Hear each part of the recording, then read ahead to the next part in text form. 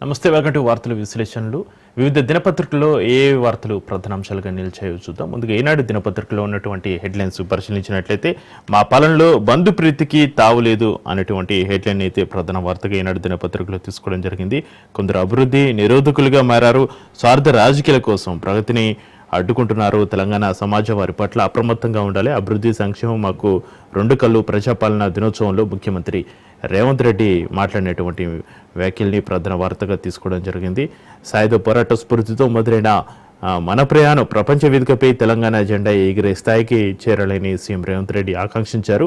1948 September 17 ఈ ఘటపై రాచరికానికి కోరికట్టి ప్రజాపాలనకు హారతి పట్టిన రోజు. అందుకే ఇది ప్రజాపాలన దినోత్సవం. అదేవిధంగా డిసెంబర్ 7, 2023 స్వరాష్ట్ర ప్రజాస్వామ్య ప్రస్థానంలో మరో మైలురాయి. నాటి సాయుధ పోరాట స్ఫూర్తితో మునుపటి నేతృత్వ పాలనను ఓడించి ప్రజాపాలన తెచ్చుకున్న అహంకారపు ఆలోచనలు, బంధుప్రీతి, ఆశ్రిత పక్షపాతానికి మా పాలనలో తావులేదు. కష్టమైన నష్టమైన ప్రజలతో పంచుకుంటున్నాం. ప్రజల ఆకాంక్షలు, వారి ఆలోచనలే ప్రామాణికంగా నిర్ణయాలు తీసుకుంటున్నాం. తప్పులుంటే దిద్దుకుంటున్నామని సీఎం రేవంత్ రెడ్డి పేర్కొన్నారు. ఇక ప్రజాపాలన దినోత్సవం సందర్భంగా బుధవారం అసెంబ్లీ ఎదురుగా గన్ పార్క్లోని తెలంగాణ అమరవీరుల స్తూపం వద్ద ముఖ్యమంత్రి సీఎం రేవంత్ రెడ్డి నివాళులర్పించారు. ఇక భాష జ్ఞాన నైపుణ్యాల కలబోతుగా విద్య, దేశానికి దిక్సూచిలో ఉండేలా విద్యా విధానాన్ని రూపొందించండి అంటూ సీఎం ఆ దేశానికి సంబంధించిన వార్త కూడా ప్రధాన వార్తగా తీసుకోవడం జరిగింది. ఇక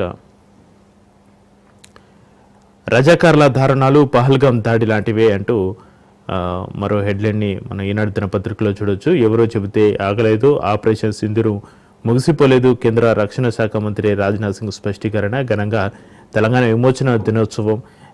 తెలంగాణ విమోచన దినోత్సవాన్ని బీజేపీ కూడా నిర్వహించింది. తెలంగాణ విమోచన వేడుకల్లో రాజ్నాథ్ సింగ్కు జ్ఞాపకం అందజేస్తున్న కిషన్ రెడ్డి. చిత్రంలో బండి సంజయ్, గజేంద్ర సింగ్ షేకావత్, ఈటల రాజేందర్. అయితే ఆపరేషన్ సింధూరు ఎవరో మూడో వ్యక్తి ప్రమేయంతో ఆగిపోలేదని కేంద్ర రక్షణ శాఖ మంత్రి రాజ్నాథ్ సింగ్ స్పష్టం చేశారు.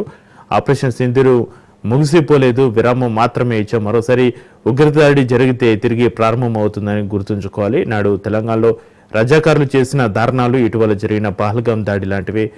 రెండు చోట్ల మొత్తం అడిగే చంపారు. రజాకారులు కేవలం హిందువులపై కాకుండా భారత్ను సమర్థించే వారిపైన కూడా దాడులు చేశారు. రజాకారుల మనస్తత్వాన్ని ఎట్టి పరిస్థితుల్లోనూ ఉపేక్షించేది లేదు అని హెచ్చరించారు. బుధవారం సికింద్రాబాద్లోని పరేడ్ మైదానంలో కేంద్ర సాంస్కృతిక శాఖ నిర్వహించిన తెలంగాణ విమోచన దినోత్సవంలో రాజ్నాథ్ సింగ్ ముఖ్య అతిథిగా పాల్గొన్నారు. అమరవీరులకు సర్దార్ పటేల్కు నివాళులర్పించారు. అనంతరం జాతీయ జెండాను ఎగురవేసి పారామిలిటరీ దళాల గౌరవవందనం స్వీకరించారు. సికింద్రాబాద్ జూబ్లీ బస్ స్టేషన్ సమీపంలోని కంటోన్మెంట్ పార్క్లో మాజీ ప్రధాని అటల్ బిహారీ వాజ్పేయి విగ్రహాన్ని వీరు ఈ సందర్భంగా ఆవిష్కరించారు. ఇక ప్రమాద గంటిక మెలుకో ఆలిక అంటూ మరో ప్రధాన వార్తగా హెడ్లైన్స్లలో ఒక వార్తను తీసుకోవడం జరిగింది. కాలేజీకి వెళ్తే రోజులో నిత్య నాజుగ్గా ఉండేది చదువులోనే కాదు ఆటపాటలోనే ముందే. కానీ ఉద్యోగంలో చేరినప్పటి నుంచి పని ఒత్తిడి కుంగతీస్తుంది. కూర్చుని చేసే పని అయినా రోజంతా ఏదో తెలియని నీరసం, నిస్సత్వ. క్రమంగా బెల్లి ఫ్యాట్ పెరిగింది. వ్యాయామాలు ఆరంభించిన ఫలితం లేదు. డాక్టర్ దగ్గరికి వెళ్ళి పరీక్ష చేయించుకుంటే రక్తంలో గ్లూకోజ్ మోతాదులు పెరిగాయని, మధుమేహానికి దగ్గరలో ఉందని తేలింది అంటూ ఒక హెల్త్కి సంబంధించి ఒక వార్తనైతే, ఆరోగ్యానికి సంబంధించి ఒక వార్తనైతే తీసుకోవడం జరిగింది.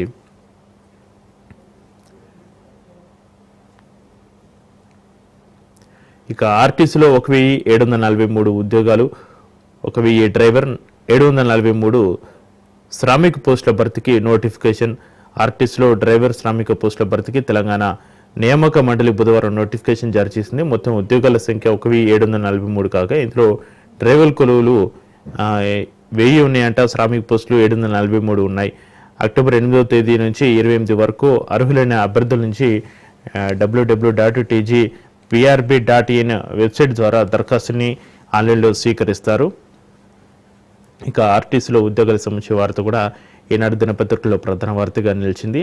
ఇక ఒకే ఉత్తర్వుడు 16 ప్రాజెక్టులు డిపిఆర్ల తయారీకి రాష్ట్ర ప్రభుత్వం ఆదేశాలు అంటూ మరో వార్తకి ప్రిఫరెన్స్ చేయడం జరిగింది. వినియోగంలో ఉన్న కృష్ణా బేసిన్ ప్రాజెక్టుల సామర్థ్యం పెంపు. ఇప్పటిదాకా ముందడుగు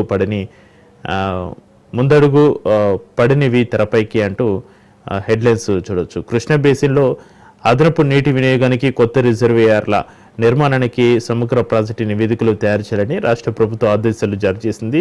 వినియోగంలో ఉన్న ప్రాజెక్టుల సామర్థ్యం పెంపు, గతంలో సర్వేల కోసం ఉత్తర్వులు జారీ చేసిన తర్వాత ముందు పడని పలు ప్రాజెక్టులకు తెరపైకి తెచ్చింది. మొత్తం 16 పథకాలకు సర్వే, ఇన్వెస్టిగేషన్, సమగ్ర ప్రాజెక్టు నివేదికల తయారీకి నీటిపారుదల శాఖ ముఖ్య కార్యదర్శి రాహుల్ బొజ్జా ఉత్తర్వులు జీవోఎంఎస్ నంబర్ 34 జారీ చేశారు. మంగళవారం జారీ చేసిన ఈ ఉత్తర్వు బుధవారం వెలుగు చూసింది. ఇన్ని పథకాలు ఒకేసారి ఒకే ఉత్తర్వుతో డిపిఆర్ తయారీకి ఆదేశాలు జారీ చేయడం ప్రాధాన్యం సంతరించుకుంది అంటూ వార్తని ప్రధాన వార్త చూడొచ్చు. ఇక కార్యసాధకుడు మోడీ 75వ పుట్టినరోజుకైన ప్రధానికి శుభాకాంక్షల విలువ సేవల్ని కొనియాడిన రాష్ట్రపతి, ప్రపంచ నేతలు.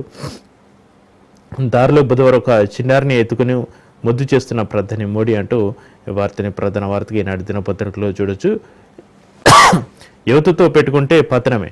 గ్రూప్ 1లో అవకతవకలకు బాధ్యత ప్రభుత్వానిదే. మీడియాతో ఇష్టగోష్ఠిలో బీఆర్ఎస్ కార్యనిర్వాహక అధ్యక్షుడు కేటీఆర్ నిన్న మాట్లాడడం జరిగింది. ఆ వార్త కూడా హెడ్లైన్లో తీసుకోవడం జరిగింది. ఇది పొంతన లేని తీర్పు, పిటిషనర్ల సందేహాల్ని నివృత్తి చేశాం, రివాల్యుయేషన్కు నిబంధనలను అనుమతించవు, సింగిల్ జడ్జి తీర్పును రద్దు చేయండి, హైకోర్టు డివిజన్ బెంచ్లో టీజీపీఎస్సీ అప్పీలు అంటూ మరో హెడ్లైన్ని ప్రధాన వార్తగా ఈనాడు దినపత్రికలో చూసినట్లయితే గ్రూప్ 1 పరీక్ష నిర్వహణ ఫలితాలకు సంబంధించి సింగిల్ జడ్జి పొంతలేని తీర్పు వెలువరించారని హైకోర్టుకు టీజీపీఎస్సీ నివేదించింది. ఒకవైపు పునర్మూల్యాంకనం చేయాలని లేదా 8 నెలల్లో మళ్ళీ పరీక్ష నిర్వహించాలని ఆదేశిస్తూ, లేకపోతే పరీక్షను రద్దు చేస్తామంటూ పరస్పర విరుద్ధంగా తీర్పు ఇచ్చారని పేర్కొంది. అభ్యర్థుల సంఖ్య, మూల్యాంకనం, వేరువేరు హాల్ టికెట్లు, పరీక్ష కేంద్రాల కేటాయింపు సహా పిటిషనర్లు లేవనెత్తిన అన్ని సందేహాలను నివృత్తి చేశామంది. ఇక తమ వాదనలను సమర్పించిన ఆధారాలను సింగిల్ జడ్జి పరిగణలోకి తీసుకోకుండా సుప్రీంకోర్టు తీర్పులకు భిన్నంగా చట్టవిరుద్ధమైన తీర్పు వెలువరించిందని తెలిపింది. సుప్రీంకోర్టు వెలువరించిన పలు తీర్పుల్లో పేర్కొన్న వక్రమైన తీర్పుల పరిధిలోకి ఇది వస్తుందని పేర్కొంది. రీవాల్యుయేషన్ నిర్వహించాలంటూ సింగిల్ జడ్జి ఇచ్చిన ఆదేశం టీజీపీఎస్సీ నిబంధనకి విరుద్ధమైంది. ఆధారాలు లేని ఆరోపణల నేపథ్యంలో పరీక్షను తిరిగి నిర్వహించడం చెల్లదని పిటిషనర్ను కొట్టివేయాలని కోరింది.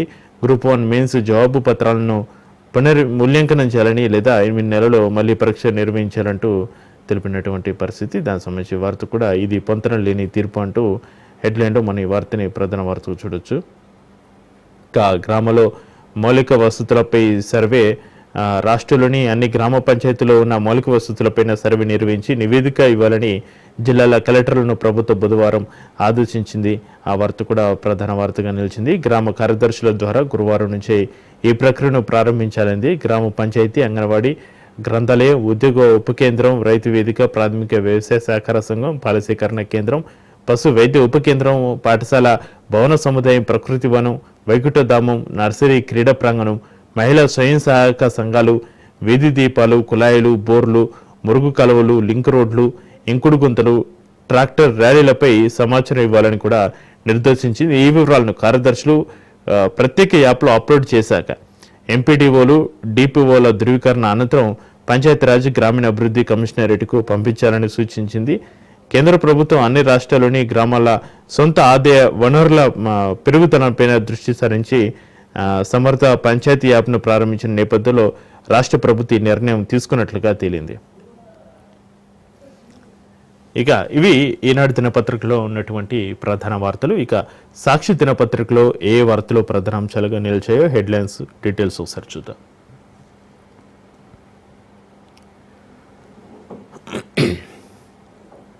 సమూలంగా మార్చేద్దాం అంటూ సాక్షి దినపత్రికలో మెయిన్ పేపర్లో ప్రధాన వార్తగా హెడ్లైన్ చూడొచ్చు.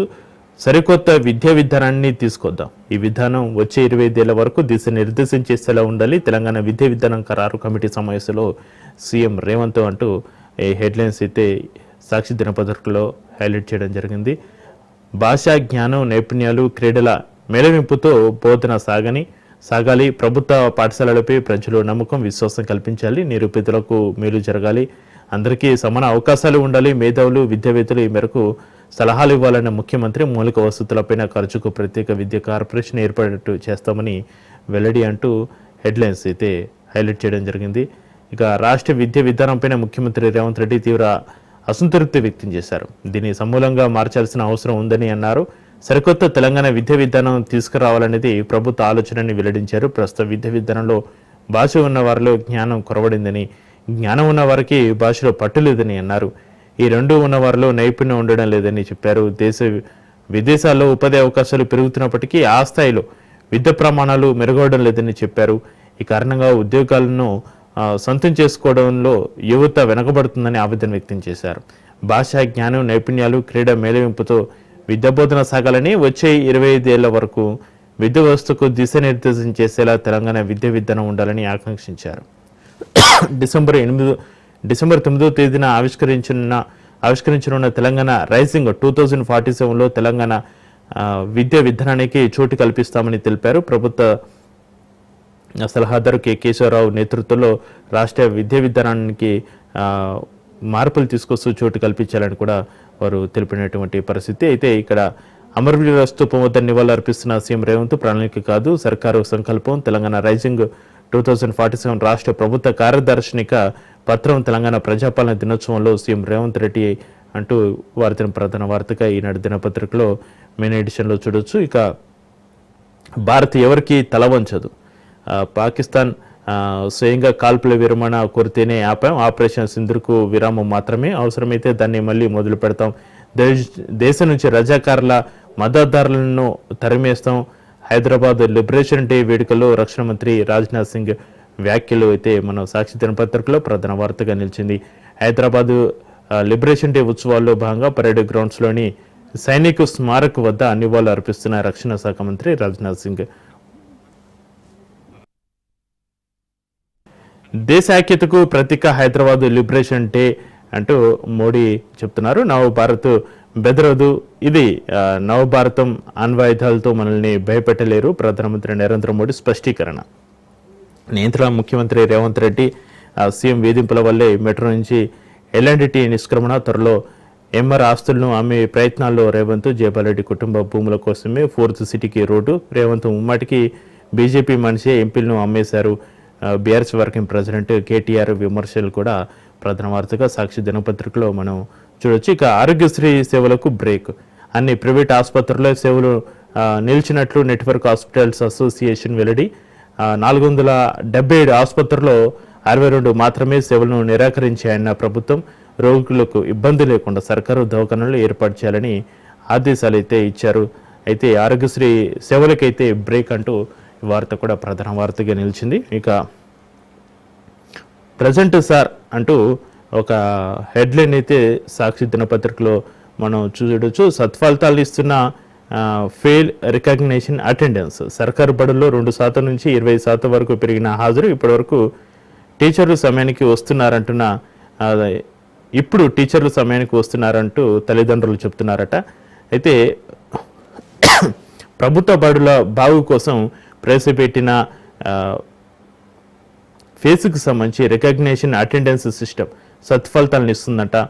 ఎఫ్ఆర్ఎస్ అమలులోకి వచ్చిన తర్వాత రాష్ట్ర వ్యాప్తంగా స్కూళ్లలో టీచర్ల హాజరు శాతం పెరుగుతుంది.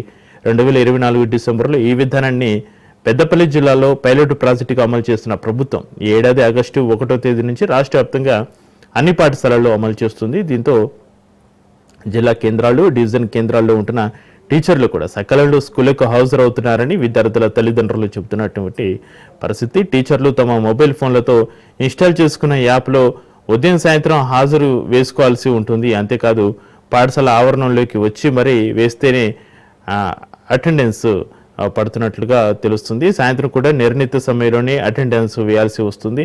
టీచర్లు సెలవు పెట్టాలన్నా ఎఫ్ఆర్ఎస్ యాప్లో సెలవు దరఖాస్తు చేస్తే హెడ్ మాస్టర్ ఆమోదించాలి, అప్పుడే సెలవు మంజూరవుతుంది. ఒకవేళ టీచర్ ఏవైనా సమావేశాలు ఉంటే ఆన్ డ్యూటీ కూడా అదే యాప్లో దరఖాస్తు చేసుకోవాల్సి ఉంటుందంట. దీంతో టీచర్లు స్కూళ్లకు లేటుగా రావడం, మధ్యలోనే వెళ్ళిపోవడం వంటివి తగ్గినట్లుగా చెబుతున్నారు.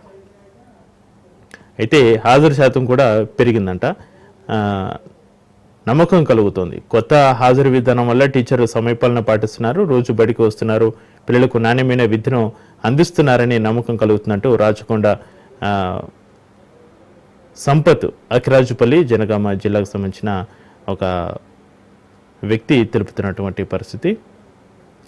ఇక అసంతృప్త యువతరం, నడి వయసు వారికంటే జెన్జెడ్లో అధిక అసంతృప్తి, సాంప్రదాయ సూత్రీకరణలకు భిన్నంగా వాస్తవ స్థితి, సోషల్ మీడియా, ఆర్థిక అస్థిరత, కోవిడ్లతో యువతులు నిరాశ, 44 దేశాల్లో అధ్యయనం ద్వారా తేల్చిన పరిశోధకులు అసంతృప్త యువతరం అంటూ వార్తనైతే ప్రధాన వార్తగా తీసుకోవడం జరిగింది. డిజిటల్ అరెస్టుకు మహిళ బలి, సిబిఐ కేసు పేరుతో సైబర్ నేలగాల ఫోన్ కాల్, 6.6 లక్షలు సహా చేసిన వద్దని వైనం, 3 రోజుల పాటు నిర్బంధంతో హార్ట్ స్ట్రోక్ చికిత్స పొందుతూ ప్రభుత్వ మాజీ వైద్యురాలు మృతి, నగర సైబర్ క్రైమ్ పోలీస్ స్టేషన్లో కేసు నమోదు అంటూ డిజిటల్ అరెస్టుకు ఒక మహిళ బలి అంటూ ఒక విషాదకరమైన వార్తనైతే మనం చూడొచ్చు. ఇక సింగిల్ జడ్జి తీర్పు చట్ట విరుద్ధం అంటూ గ్రూప్ 1 మెయిన్స్ జవాబు పత్రాలను మళ్ళీ దిద్దాల్సిందేనంటూ సింగిల్ జడ్జి ఇచ్చిన తీర్పును సవాల్ చేస్తూ టీజీపీఎస్సీ హైకోర్టులో అప్పీల్ దాఖలు చేసింది. దీనిపై 1-2 రోజుల్లో విచారణ చేపట్టనుంది అంటూ ఒక వార్త కూడా హైలైట్గా నిలిచింది. జీఎస్టీ దెబ్బ గట్టిగానే. ఇక వస్తు సేవల పన్ను జీఎస్టీ రేట్ల స్లాబ్ల తగ్గింపుతో రాష్ట్ర ఖజానాకు ఏటా రమారమి 7,000 కోట్ల నష్టం వాటిల్తుందని వాణిజ్య పన్నుల శాఖ వర్గాలు అంచనాకు వచ్చాయి. ఈ మేరకు ప్రాథమిక అంచనాలను ప్రభుత్వానికి సమర్పించినట్టుగా తేలింది. ఇవి ఇక సాక్షి దినపత్రికలో ఉన్నటువంటి ప్రధాన వార్తలకు సంబంధించిన హెడ్లైన్స్. ఇక ఆంధ్రజ్యోతిలో ఏ వార్తలు ప్రధాన అంశాలుగా నిలిచాయో ఆంధ్రజ్యోతి మెయిన్ ఎడిషన్ ఒకసారి చూద్దాం.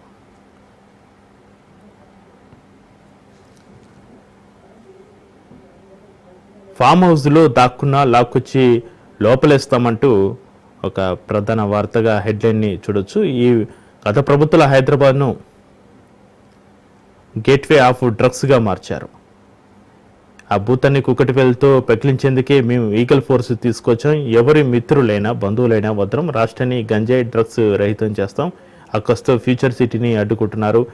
విద్యనే మనందరి విజయానికి వజ్రాయుధం. ఇందిరమ్మ ఇల్లు పేదల ఆత్మగౌరవ ప్రతీకలు. డిసెంబర్ 9న తెలంగాణ రైజింగ్ 2047 ప్రణాళిక ప్రకటిస్తాం. మేధావులు సూచనలు సలహాలు ఇవ్వాలి. ప్రజాపాలన దినోత్సవంలో సీఎం రేవంత్ భాష నైపుణ్యాలు క్రీడా మెళవింపుతో తెలంగాణ విద్యా విధానం సమీక్షలో సీఎం అంటూ వార్తని ప్రధాన వార్తగా అన్ని దినపత్రికల్లో హైలైట్ చేయడం జరిగింది.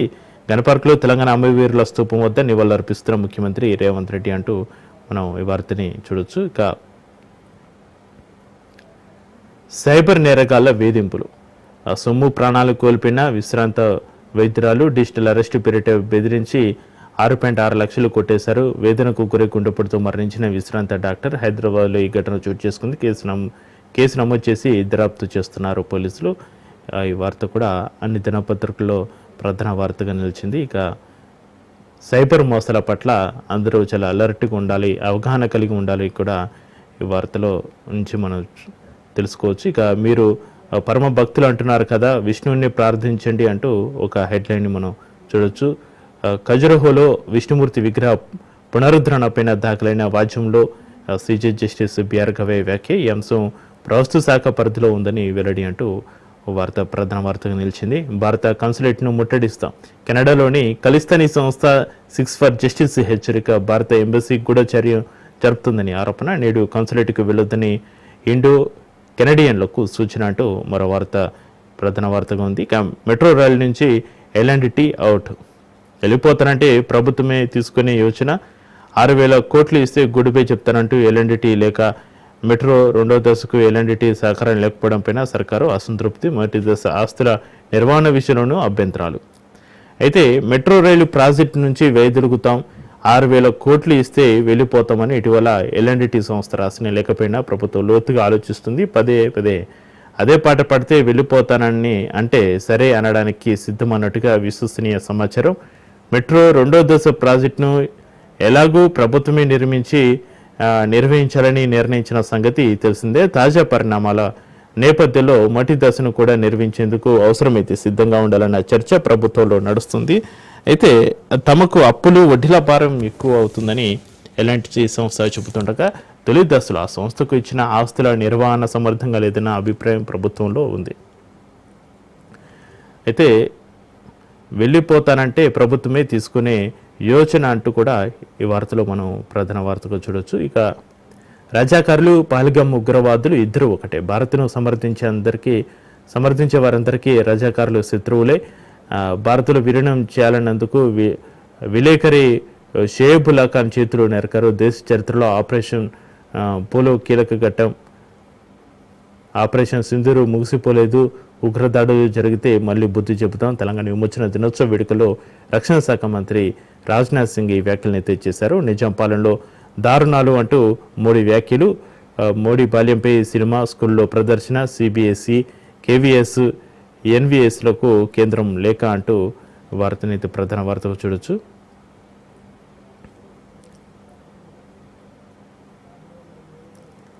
ఇక ఆర్టీసీలో 1743 పోస్టులు. రాష్ట్రం ఏర్పడ్డాక తొలి నోటిఫికేషన్. డ్రైవర్ 1000, శ్రామికు 743 ఖాళీలు. 8 నుంచి ఆన్లైన్లో దరఖాస్తుల స్వీకరణ అంటూ ఈ వార్తను కూడా హైలైట్ చేయడం జరిగింది. అన్ని దినపత్రికల్లో ఆ వార్తను మనం చూడవచ్చు. ఇక బాత్రూంలో 17 లక్షలంట. చెవిలో విద్యుత్.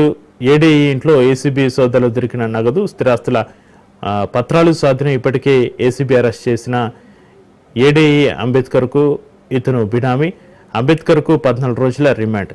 ఏడీ రాజేష్ బాబు ఫోటోను కూడా ఇవ్వడం జరిగింది. ఆదాయానికి మించిన ఆస్తుల కేసులో విద్యుత్ శాఖ ఏడీ ఏరుగు అంబేద్కర్ను అరెస్ట్ చేసిన ఏసీబీ అధికారులు బుధవారం సాయంత్రం అతని బినామీ అయిన మరో ఏడీ రాజేష్ బాబు ఇంట్లో సోదాలు నిర్వహించారు. సికింద్రాబాద్ మారేడుపల్లిలో ఉన్న రాజేష్ బాబు ఇంటికి చేరుకున్న ఏసీబీ అధికారులు సోదాలు చేపట్టగా కవర్లో పెట్టి బాత్రూంలో దాచిన 17 లక్షల నగదు లభ్యమైంది. కొన్ని స్థిరాస్తులకు సంబంధించిన పత్రాలను సైతం ఏసీబీ అధికారులు స్వాధీనం చేసుకున్నట్లుగా తెలుస్తుంది. సోదాల సమయంలో రాజేష్ బాబు ఇంట్లో లేడు. ఆయన 2 రోజుల నుంచి ఆఫీస్కు కూడా రావడం లేదని తెలిసింది. రాజేష్ బాబు 9 నెలల క్రితం పదోన్నతిపైన రంగారెడ్డి జిల్లా చివేములకు ఏడీగా వచ్చారు. అయితే అంతకుముందు మైనాబాద్ మండలం చిలుకూరు ఫీడర్ ఏఈగా చాలా కాలం పనిచేశారని కూడా మనకు తెలుస్తుంది. టిప్పర్ బీభత్సం. ఏపీలో దారుణం. మితిమీరిన వేగంతో రాంగ్ రూట్లోకి తీసుకొచ్చిన కారును ఢీకొట్టిన టిప్పర్. కారులోని 7 మృత్యువాత. డ్రైవర్ తప్ప అందరూ బంధువులే. నెల్లూరు జిల్లా సంగం మండలం జాతీయ రహదారిపైన ఈ దుర్ఘటన చోటు చేసుకుంది అంటూ ప్రాణం మీదకు తెచ్చిన బర్త్డే బంప్స్. పుట్టినరోజు వేడుక పేరుతో అభివృద్ధికి తోటి విద్యార్థుల పిడిగుత్తులు, తీవ్ర గాయాలు, ఆసుపత్రికి తరలింపు. నాచారం ఢిల్లీ పబ్లిక్ స్కూల్లో ఈ ఘటన. 3 నెలల పాటు విశ్రాంతి తీసుకోవాలన్న వైద్యులు. ఈ ఘటనపై కేసు నమోదు చేసిన పోలీసులు అంటూ వార్త కూడా ప్రధాన వార్తగా నిలిచింది. ఇక వెలుగు దినపత్రికలో ఏ వార్తలు ప్రధాన అంశాలుగా నిలిచాయో వెలుగు దినపత్రిక హెడ్లైన్స్ ఒకసారి చూద్దాం. ఆర్థికంగా ఇబ్బందులున్న సంక్షేమే ఎజెండా అంటూ ప్రపంచంలో పోటీ పడేలా తెలంగాణ తీర్చిదిద్దాం. అహంకార బంధుప్రీతికి మా పాలనలో తావులేదంటున్నారు సీఎం రేవంత్ రెడ్డి. ప్రజాపాలన దినోత్సవం సందర్భంగా పబ్లిక్ గార్డెన్స్లో జాతీయ జెండా ఆవిష్కరణ అనంతరం రేవంత్ రెడ్డి మాట్లాడడం జరిగింది. దానికి సంబంధించి వార్త కూడా అన్ని దినపత్రికలో మనం చూడవచ్చు. ఇక అఖండ భారత్ సాధిస్తాం. మన దేశ వ్యవహారాల్లో 3వ దేశం జోక్యాన్ని ఒప్పుకో. ఆపరేషన్ సింధూరు ఆగలేదంటూ రక్షణ మంత్రి రాజ్నాథ్ సింగ్ వ్యాఖ్యానించారు. పరేడ్ గ్రౌండ్లో విమోచన దినోత్సవానికి వారు హాజరయ్యారు. ఆ వార్త కూడా అన్ని దినపత్రికలో హైలైట్ అయింది. వెలుగు దినపత్రికలో కూడా ప్రధాన వార్తగా నిలిచింది. ఇక మార్కెటింగ్ చేసుకోలేకనే ఓడిపోయాం, 10 ఏళ్లలో మస్తు పనులు చేసినామంటూ కేటీఆర్ చెప్తున్నారు. ఇక రానున్న రోజుల్లో కాంగ్రెస్కి ఇదే పరిస్థితి. పార్టీ మారిన ఎమ్మెల్యేల పరిస్థితి కుడితిలో పడ్డ ఏలుక లెక్క అయిందంటూ కామెంట్ చేశారు. తెలంగాణ భవన్లో మీడియాతో ఇక్కడ కేటీఆర్ చిట్ చాట్ చేశారు. దానికి సంబంధించిన వార్త కూడా ప్రధాన వార్తగా హెడ్లైన్స్లో మనం చూడొచ్చు. ఇక సింగిల్ జడ్జి తీర్పును రద్దు చేయండి. గ్రూప్ 1 హైకోర్టులో టీజీపీఎస్సీ అప్పీల్. సింగిల్ జడ్జి ఉత్తర్వులు సుప్రీంకోర్టు తీర్పు వ్యతిరేకంగా ఉన్నాయి. మేము సమర్పించిన వివరాలు ఆధారాన్ని పరిగణలోకి తీసుకోలేదు. తీర్పు వచ్చేలోగా సింగిల్ జడ్జి తీర్పు అమలుపై స్టే ఇవ్వాలని విజ్ఞప్తి అంటూ మరో హెడ్లైన్ ప్రధాన వార్తగా చూడొచ్చు. కలెక్టర్లు ఇదేం పద్ధతి. పెద్దపల్లి రాజన్న సిరిసిల్ల జిల్లా కలెక్టర్లపైన ప్రజాప్రతినిధుల ఫైర్. ఎంపీ హోదాలో వివరాలు అడిగినా ఇవ్వడం లేదని పెద్దపల్లి కలెక్టర్ పైన ఎంపీ వంశీకృష్ణ సీరియస్ అయ్యారు. ఇంకా విద్యారంగాన్ని మార్చేద్దాం అంటూ ఒక వార్తని వెలుగు దినపత్రికలో హెడ్లైన్స్లో చూడొచ్చు. దేశానికి దిక్సూచిలా తెలంగాణ ఎడ్యుకేషన్ పాలసీ ఉండాలంటూ సీఎం రేవంత్ రెడ్డి అధికారులకు దిశానిర్దేశం అంటూ వార్తను చూడొచ్చు. ఈవీఎంలలో అభ్యర్థుల కలర్ ఫోటోలు. ఓటర్లు ఈజీగా గుర్తించేలా ఈసీ కొత్త గైడ్లైన్స్. బీహార్ అసెంబ్లీ ఎన్నికల నుంచి అమలు. అన్ని రాష్ట్రాలు, కేంద్రపాలిత ప్రాంతాల చీఫ్ ఎలక్టోరల్ ఆఫీసర్లకు లెటర్లు ఇచ్చినట్టుగా తెలుస్తుంది. ఇక నమస్తే తెలంగాణలో ఏ వార్తలు ప్రధాన వార్తలు నిలిచాయో హెడ్లైన్స్ ఒకసారి చూద్దాం.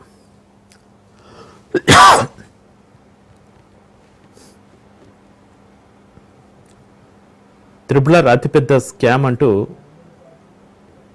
ఒక వార్త ప్రధాన వార్తగా నమస్తే తెలంగాణలో మనం చూడొచ్చు.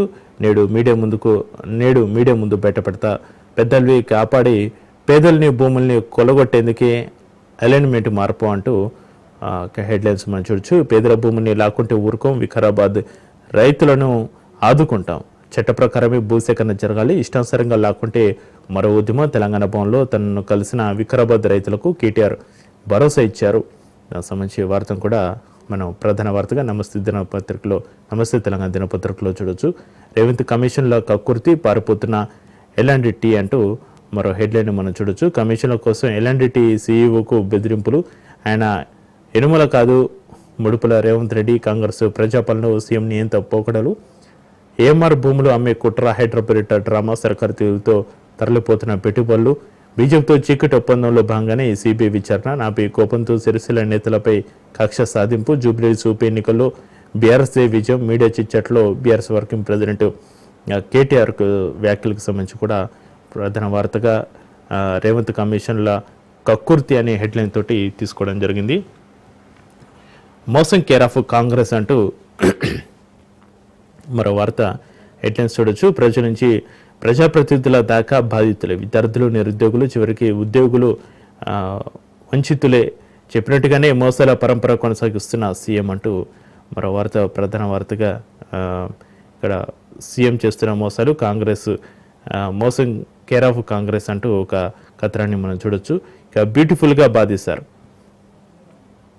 సౌందర్య సంరక్షణ, ఫిజికల్ వెల్నెస్, స్పా యోగా తరగతులపైన 5% జీఎస్టీ వాత, 13% మేర ట్యాక్స్ తగ్గించినట్టుగా కేంద్రం కప్పాలు, జీఎస్టీ తగ్గించిన కస్టమర్లకు తగ్గే లబ్ధి అంతంతే, ఐటీసీ రూల్లో వినియోగదారులపైన కొత్త భారం అంటూ వార్త కూడా మనం ప్రధాన వార్తగా నమస్తే దినపత్రికలో ఇవి ఇప్పటి వరకు ఉన్నటువంటి ప్రధాన వార్తలు. ఇవి ఇవాళ వార్తల విశ్లేషణలు చూస్తూనే ఉండండి రాష్ట్ర.